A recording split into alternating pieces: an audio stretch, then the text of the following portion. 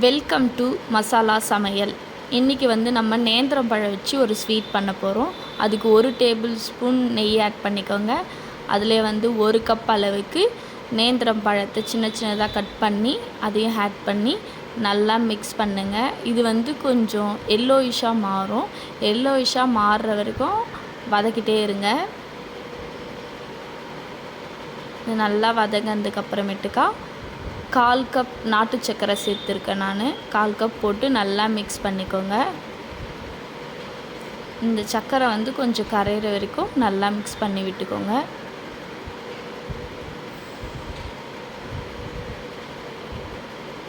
இது நல்லா மிக்ஸ் ஆனதுக்கப்புறமா ஒரு 1/4 ஸ்பூன் ஏலக்காய் பவுடர் போட்டு சேர்த்து மிக்ஸ் பண்ணிக்கோங்க.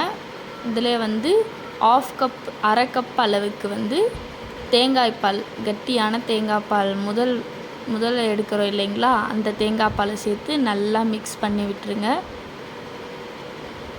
ஃபஸ்ட் டைம் ஒரு வாட்டி மட்டும்தான் எடுக்கணும்.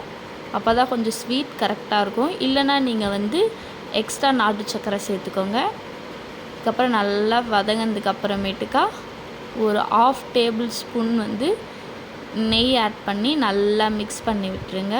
இது சைடில் கொஞ்சம் நல்லா பிரிஞ்சு வர மாதிரி இருக்கும். அது பிரிஞ்சு வந்தோடனே நீங்கள் ஸ்டவ் ஆஃப் பண்ணிவிடுங்க. பார்த்திங்களா, சைடில் அப்படியே பிரிஞ்சு வர மாதிரி இருக்குது இல்லைங்களா, அதனால் ஸ்டவ் ஆஃப் பண்ணிட்டேன். ஆஃப் பண்ணிவிட்டு ஒரு பவுலுக்கு போட்டு இது நீங்கள் சிம்பிளாக க்யூக்காக ஒரு ஸ்வீட் செய்யணும், ஸ்வீட் சாப்பிட்ணுன்னு ஒரு கிரேவிங்ஸ் வந்தால் இதை நீங்கள் ட்ரை பண்ணுங்கள்.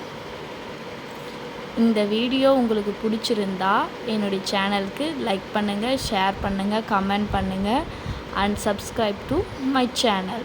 தேங்க்யூ.